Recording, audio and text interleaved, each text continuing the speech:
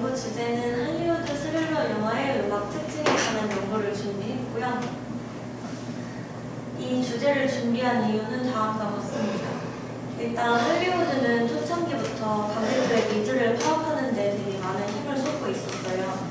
흥행이 안 된 작품이어도 이 작품이 왜 흥행이 안 됐는지, 만약에 흥행이 됐다면 그 요인은 무엇인지에 관해서 되게 분석을 다큐적으로 했던 게 있는데, 그렇게 되게 된 배경에는 이제 이게 개인이 제작하는 게 아니고 투자를 받아서 제작하는 경우가 많았고 상업으로 이어지는 그 프로세스가 있기 때문에 이 작품 하나를 잘 만들어서 이윤 추구를 하자가 있었고, 하나의 작품이 흥행을 했을 때 그 다음 작품으로도 그 전 작품에서 이런 요소 때문에 흥행을 했기 때문에 그 다음 작품에서는 이런 요소를 가져가자, 그런 이유에서 분석적인 그런 게 많았었고요. 그래서 이 할리우드에서는 돈을 벌 수 있는 영화, 관객이 몰리는 장르는 어떤 것인지, 또 하나의 장르 안에서 채택되는 소재들은 어떤 것들이 있는지, 이런 식으로 다층적으로 분석을 했습니다. 그 중에서 중요한 요소 중 하나가 장르라고 하는데요. 할리우드 영화 장르 IMDb에 들어가면은 되게 다양한 영화 장르들이 있어요. 그 중에서도 IMDb에서 분석을 나타낸 그 표를 보면은 2021년까지 약 100년 동안에 변화 표와 어떻게 인기가 변화되었는지를 볼 수 있는데, 그 중에서 스릴러 장르가 되게 폭발적으로 인기가 늘어나서 분석할 연구 가치가 있다고 저는 생각했습니다.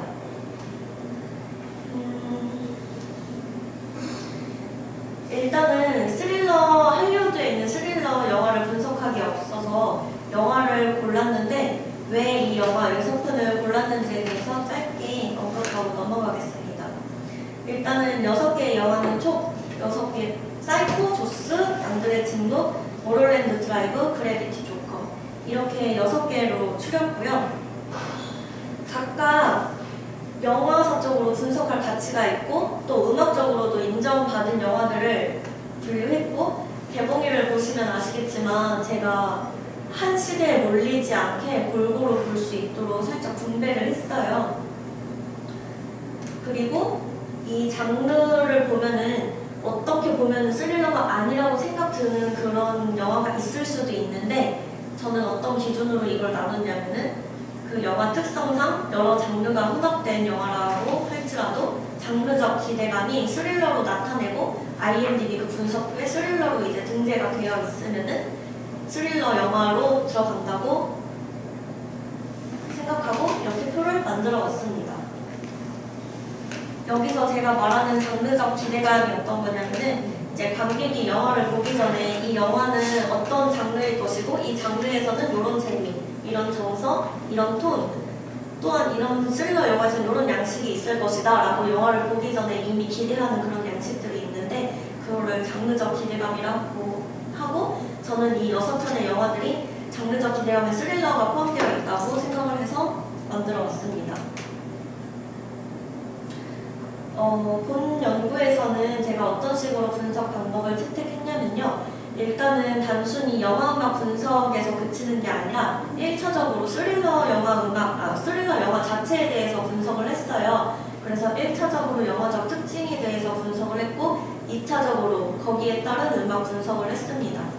그래서 영화적 특징에는 매우 다양한 요소가 있는데, 주제와 스릴러 요소, 그 다음에 세부 장르, 여기서 말하는 세부 장르란 스릴러 장르 안에서도 굉장히 다양한 하위 장르가 있어요.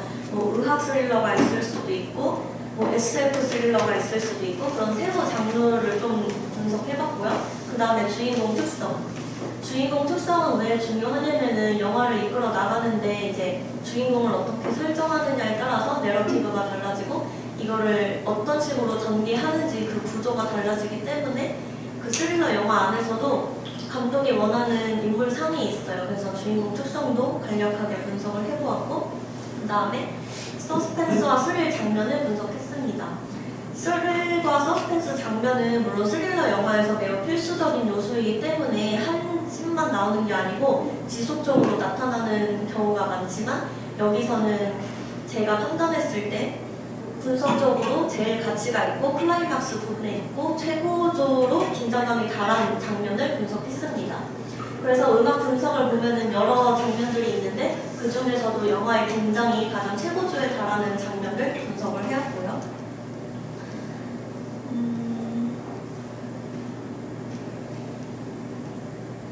6편의 영화에 대해서 짤막하게 영화적 분석을 들어가자면은 일단 영화 조커는 안티히어로, 살인, 빌런, 그래비티는 우주에서의 생존으로 이제 내러티브가 진행되고, 키워드는 사고 생존, 머롤랜드 드라이브는 꿈과 현실 살인 정복해서 이 프로이트 용 이론을 좀 사용을 했고, 그 다음에 추리해가는 방식으로 영화가 진행되고 있고요. 양들의 침묵도 마찬가지로 연쇄살인 프로파일링이 등장하는데 추리를 하는 과정으로 영화가 진행되고 있습니다. 그 다음 조스 같은 경우는 이제 식인상어가 메인 테너로 등장하고 이제 생존과 추적이라는 걸로 영화가 진행되고 있고요. 마지막으로 영화 사이코는 사이코패스 주인공과 이제 추리 형태로 영화가 진행되고 있습니다. 그래서 세부 장르를 조금 언급하자면은 조커는 이제 범죄 드라마 스릴러, 그래비티는 SF 스릴러, 머롤랜드 드라이브는 이제 미스터리 스릴러, 양들의 침묵은 범죄 스릴러, 조스는 어드벤처 스릴러, 이제 사이코는 공포 미스터리 스릴러. 이런 식으로 같은 스릴러 안에서도 이런 식으로 하위 장르가 나눠가지고 이 6편의 영화를 한 번에 분석했을 때 각 하위 장르마다는 또 어떤 식으로 특징이 나타나는지도 비교할 수가 있겠습니다. 그래서 인물 특성이나 서스펜스와 스릴 장면들 같은 것도 제가 분석을 다 하긴 했는데 예시로 몇 가지만 언급하자면은 영화 사이코가 제일 유명하니까 이거를 예시로 들어볼게요. 영화 사이코에서 스릴과 서스펜스 장면이 어떻게 등장하냐면은 일단 서스펜스는 노먼이라고 여기에 등장하는 이중인격이자 사이코패스 살인자의 정체가 서스펜스로 등장을 하고요. 스릴은 이제 범인이 사람들을 죽이는 데서 나오는 그런 흥분감을 저희가 관객들이 느끼죠. 그거를 이제 지속적으로 나오거든요. 살인을 한 번만 하는 게 아니고 두세 번에 걸쳐서 하기 때문에 관객들은 이 장면마다 스릴을 느끼게 되고, 이제 중반부부터는 관객들이 살인범이 누군지 알게 돼요. 근데 이제 영화상에 등장하는 인물 입장에서는 아직 범인이 누군지 모르는 상태이기 때문에 관객이 더 이 범인에 대한 단서와 정보량이 많기 때문에 여기서 오는 서스펜스가 발생합니다. 그래서 영화 하나하나 들어가자면은 일단 첫 번째로는 조커가 있는데요. 조커에서도 되게 스릴과 서스펜스가 나타나는 장면들이 많은데 그 중에서 저는 그 조커가 이제 지하철에서 총으로 사람들을 쏴 죽이는 장면을 들고 왔어요. 그리고 제가 조커를 고른 이유 중에 하나가 뭐냐면은 지금 조커를 다룬 영화들이 굉장히 많거든요. 뭐 다크나이트도 있고 그 외에도 뭐 조커 캐릭터가 등장하는 영화들이 있는데 그 중에서도 이 조커 영화에 등장하는 요 테마들이 음악 감독이 직접 조커 캐릭터를 보고 나타낸 그 조커 캐릭터를 보고 작곡한 음악이라고 해요. 다른 음악 같은 경우는 이미 음악이 만들어져 있는 경우도 있었고 아니면 조커 하나만이 아니고 그 상황을 위한 음악을 많이 만들었는데 이 킬더 구두나 또 티르라는 음악 감독은 기성곡을 심지어 삽입할 때도 조커의 내러티브를 설명할 수 있는 요소들을 많이 넣었다고 합니다. 그리고 아서와 조커를 둘로 쪼개가지고 아서 라이트 모티브와 조커 라이트 모티브를 나눠가지고 아서에서 조커가 어떻게 변하는지 또는 조커 라이트 모티브가 어떤 식으로 각 씬마다 등장하는지 세세하게 공부를 하고 작곡을 했다고 합니다.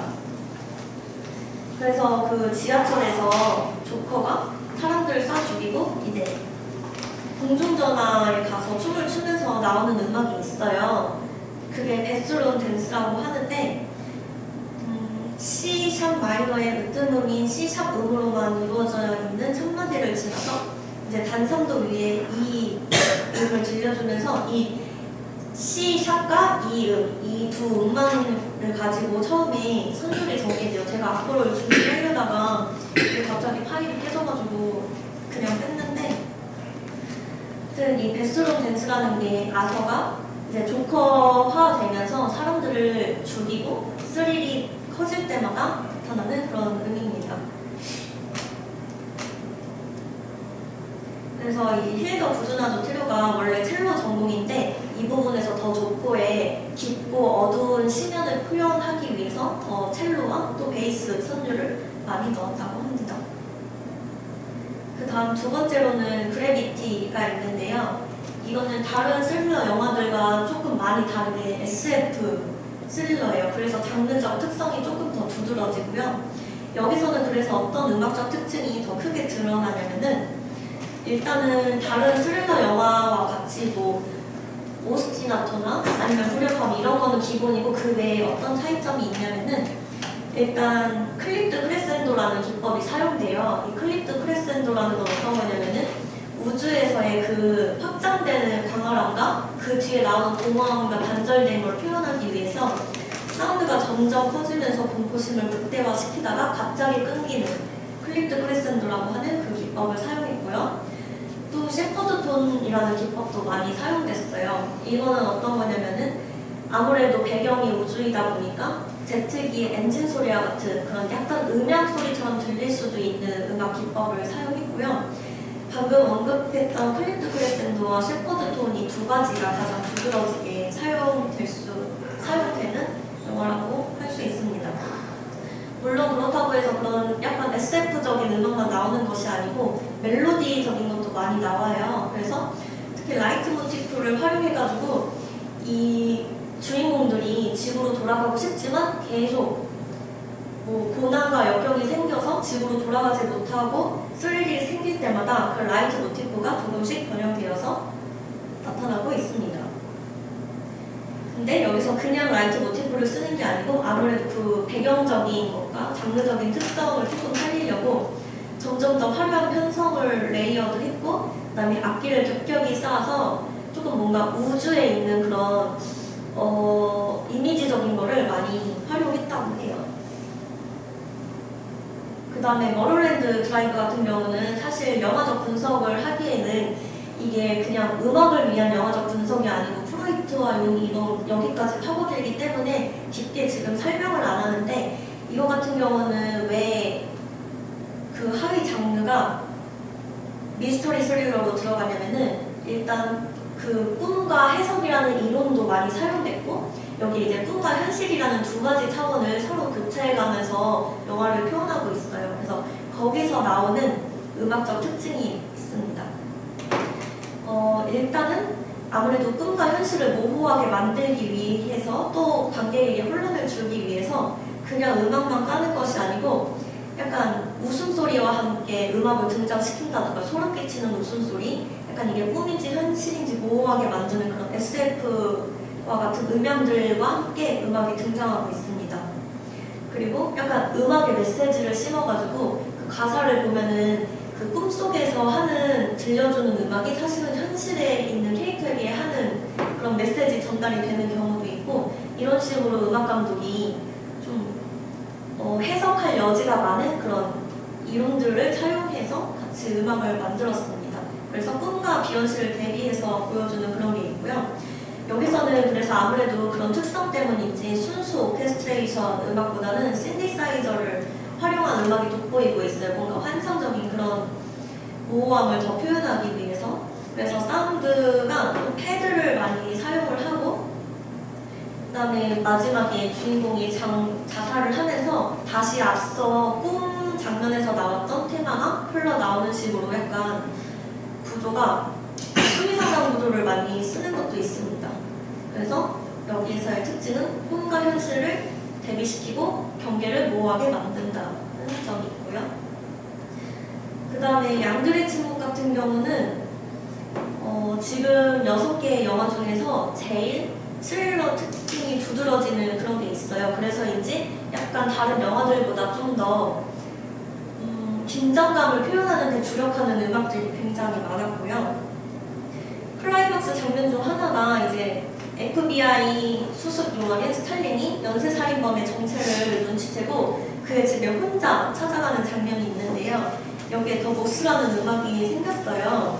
그래서 살인범과 이 스탈린이 서로 말은 안 했지만 이게 서로 FBI 요원이고 서로 살인범이고 이거를 눈치채고 거기서 일어나는 약간 긴장감이 계속 쭉 표현되고 있는데, 거기서는 이제 현악기가 패드처럼 깔려 있는데 단 2도 간격으로 막 초반에 분위기를 계속 잡고 있어요. 그래서 이것도 제가 악보를 따로 넣지는 못했는데 라플레, 솔, 미, 파 이렇게 단 2도 간격으로 멜로디를 계속 만들어 나가고 이제 중간 지점으로 갈수록 이게 스트링이 계속 깔리면서 더 긴장감이 극대화하고 있습니다. 그리고 이 두 캐릭터가 마주치는 장면에서는 타악기가 마치 떨리는 두 인물의 심장박동 소리처럼 아주 작은 메조 피아노 샘플링으로 등장을 하는데, 후반부로 갈수록 음악 사운드가 커지면서 그 타악기 소리도 같이 커지는 효과를 보여주고 있고요. 그 다음에는 영화 조스는 이제 너무나도 잘 아는 테마 음악이 나오죠. 여기서 나오는 테마 음악은 다들 아시겠지만 그 E 음과 F, 이 처음에 두 음만 가지고 긴장감을 표현을 하고 있어요. 처음에는 상어가 드러날 때마다 음악을 보여주지만 이제 점점 후반부로 갈수록 오히려 상어의 모습은 아예 화면상에 드러나지 않고 카메라의 그 기법만으로도 지금 상어의 시점으로 촬영되고 있고, 이 조스의 테마 음악이 나옴으로써인데 상어가 지금 사람들을 공격하려고 다가가고 있구나를 느낄 수 있게끔 작업을 했습니다. 그래서 지금 두 음만 가지고 선율이 처음에 전개되는데, 처음에는 정 4분음표로 시작했다가 그 뒤로는 4분음표로 살짝 줄어들고 그 다음에 8분음표, 이런 식으로 점점 그 길이가 짧아지면서 더 긴박함을 표현을 하고 있고요. 여기에 플러스로 이제 악센트와 아첼란도까지 들어가가지고 더 사람들이 긴장감을 느낄 수 있게 장치를 해놨습니다. 마지막으로 영화 사이코가 있는데, 영화적 분석과 같이 한번 언급드리자면은 이게 사실 컬러 영화가 등장한 이후에 만들어진 영화인데 영화가 흑백으로 되어 있어요. 이 이유는 이제 영화 감독이 컬러로 하는 것보다 약간 혐오감을 조정할 수 있으니까 흑백으로 하는 게 낫다 이런 식으로 생각을 해서 흑백 영화를 만들었는데, 결과적으로는 오히려 흑백 영화 처리를 한 게 더 뭔가 좀 긴장감 있고 무서운 그런 효과가 있어서 오히려 더 결과적으로는 좋았다고 합니다. 그래서 알프레드 히치콕 감독의 역사상 제일 유명한 스릴러 영화이고요. 이 영화 같은 경우는 제일 유명한 장면이 샤워씬이에요. 이제 마리온이라는 주인공이 샤워를 할 때 이제 범인이 샤워하는 인물에게 다가가서 죽이는 장면이 있는데, 여기에서 칼로 찌르는 사운드가 나오는 게 아니고 음악으로 그 비명소리 플러스 이제 긴장감을 같이 표현을 하고 있어요. 그래서 여기 나오는 음악은 머더, 살인자라고 하는데, 여기에 나온 머더는 이제 이 장면을 포함해서 그 뒤에서도 라이트 모티프로 계속 나오고 있고요. 여기서는 이제 같은 음으로만 이루어지는 그 초반부 멜로디가 있는데, 여기서는 이제 다른 악기들과 비교했을 때 감 8도나 감 7도 약간 이런 사운드를 만들어내서 서로 약간 소름 끼치는 그런 표현을 하모닉스와 함께 사용하고 있고요. 그 다음에 이게 현악기 보잉이 업이 있고 다운이 있는데, 보통 현을 이렇게 한 번 내리면은 강렬한 그런 사운드를 낼 수 있어요.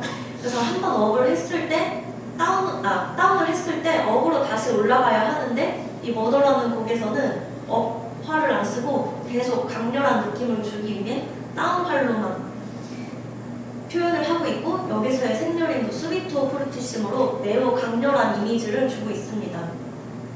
그래서 이 부분에서 음악 감독인 버나더 허먼은 감독의 의도를 잘 파악하여 관객에게 스릴과 공포를 느끼게 하는 것으로 잘 이렇게 평가를 받고 있는 그런 거고요. 특히 이 음악 같은 경우는 어떤 특징이 있냐면은, 음악 감독이 이 스트링을 녹음을 할 때 모든 파트를 동시에 녹음한 게 아니고 조금 더 불협화음 사운드를 살리기 위해서 한 파트씩 따로 녹음을 했다고 해요. 아무래도 이게 동시에 녹음을 하면은 불협화음이고 하모닉스를 연주한다 하더라도 서로의 사운드를 들으면서 하기 때문에 어느 정도 계속 맞춰가려는 그런 성향이 있는데 아예 녹음 자체를 따로 했기 때문에 조금 더 불협화음 사운드를 느낄 수 있습니다. 그래서 여기서는 이제 범인이 마리온을 칼로 찌를 때 날카로운 효과음을 내기 위해서 음악 감독이 이런 판단을 했다고 해요. 그래서 이렇게 쭉 간략하게 살펴보았을 때 어떤 공통점이 있냐면은 물론 제가 차이점 위주로 많이 설명드리긴 했는데 이런 공통점들도 있습니다. 화성으로는 당연히 예상했다시피 불협화음과 해결되지 않는 화음이 있어요. 예를 들어서 보통 음악 같은 경우는 해결 화음으로 끝나는 경우가 많은데 스릴러 영화 특징으로는 해결되지 않고 중단되거나 아니면은 해결 종지가 아닌 다른 종지로 바꾸는 경우가 많았고요. 리듬은 규칙적이고 연속적인 리듬 패턴으로 약간 조금 더 오스티나토 활용을 많이 했다는 점이 있습니다. 물론 여기에 멜로디적인 파트가 들어가면은 조금 더 다른 얘기를 할 수 있겠지만은 이제 모든 영화를 따졌을 때 공통적으로 제일 두드러지는 특징은 일단 리듬에서는 오스티나토였고요. 선율 같은 경우는 아무래도 관객이 멜로디를 따라가지 않고 이 씬에 더 집중할 수 있게 하기 위해서 최대한 단순한 선율을 활용하고 있어요. 그래서 단순한 선율을 활용하고 이거를 이제 관객들에게 계속 각인시키기 위해서 라이트 모티프를 잘 활용했는데 여기서 어떤 일부 감독들은 라이트 모티프를 단순히 활용하는 게 아니고 그 안에 숨겨진 메시지를 넣어서 활용을 하는 경우도 있어요. 예시를 들자면은 첫 번째 라이트 모티프에서는 그냥 썼는데 이거를 뭐 전조를 하거나 아니면 악보를 뒤집어서 다른 파트에서 똑같은 라이트 모티프를 씀으로써인데 이 사람이 사실 이 범인이었다 하는 이런 식으로 음악으로 힌트를 주는 재미있는 경우도 있었고요. 악기 같은 경우는 주로 오케스트레이션 기반의 악기가 많이 사용되긴 했는데 이제 특수적인 상황에서는 뭐 이제 신디사이저라던가 SF적인 사운드 또는 이제 뭐 사람 비명 소리, 심장 소리 같은 특수한 사운드를 섞어서 사용하는 경우도 있었습니다. 네.